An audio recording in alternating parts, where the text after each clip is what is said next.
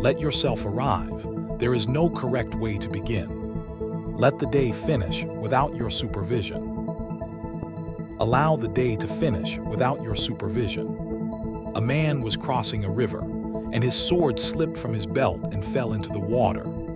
He did not dive for it. Instead, he took out a knife and calmly cut a notch into the side of the boat at the exact place where the sword had gone in. "This is where it fell," he said. "When we reach the shore, I will know where to look." Kiju Kyu Jian, carving the boat to find the sword. Everybody laughs at this man. Nobody notices that he is us. Let that thought settle. You are carrying a mark, cut long ago, into the side of a boat that has been moving ever since. The notch says, "People leave." The notch says, "If you show them how much you need them, they will use it." The notch says, "Love is conditional on performance." The notch says, "Nobody is coming, so learn to want less." And these were not lies. That is the important part. On the day the sword fell, the notch was accurate. Something did happen at that spot. Somebody did leave or use it or fail to come. You marked it correctly. But the water has been moving for 20 years. Let that thought settle. Consider the map you are using tonight.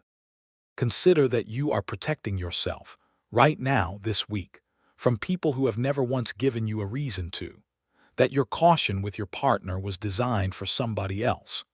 That the way you go quiet when someone raises their voice was invented in a house you no longer live in, for reasons that no longer apply, by a person who was much smaller than you are now.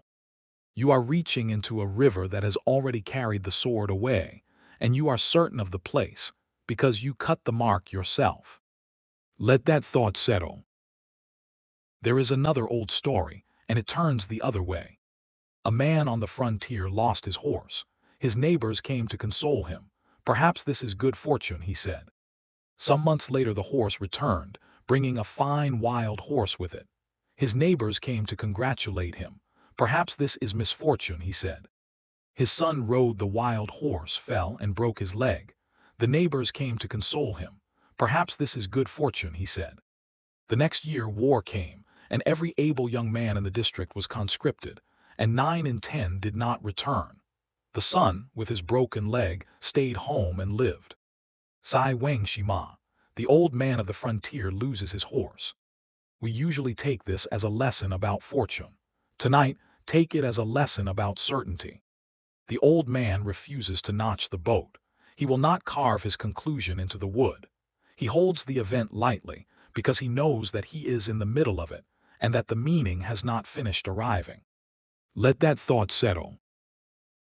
Here is what this has to do with vulnerability, and it is the heart of the matter. Every notch you have cut is a prediction, and every prediction is a reason not to try. I will not tell them how I feel, because I already know how it ends. I will not ask for help, because I know what people do with that. I will not go back to that friendship, because I know how it went the last time. You do not know. You have a notch. You have a mark in the wood cut by a frightened person on a boat that has not stopped moving since. The only way to find out whether the river has changed is to reach into it, without the mark, without the guarantee, and feel. Let that thought settle. This is not optimism. Nobody is asking you to believe that people are good, or that it will go well, or that the sword is still there. You are only being asked to stop navigating a moving world with a fixed mark. To meet this person as they are, and not as the last one was. To let the evidence be new. Let that thought settle. Bring to mind one prediction you are living inside. One sentence that begins, "People always," or "I always," or "It never." Notice how solid it feels. Notice that it was, once, an accurate report of a real event, and that this is exactly why it has been so hard to question. Now say to yourself quietly, in the way the old man said it, "Perhaps, perhaps not. We are not at the shore yet." Let that thought settle. The water is moving. It has been moving the whole time. You may let the sword go. You may look up from the side of the boat. You may find that the river ahead is nothing like the one behind you, and that you have been rowing for years, with your eyes fixed on a small mark in the wood.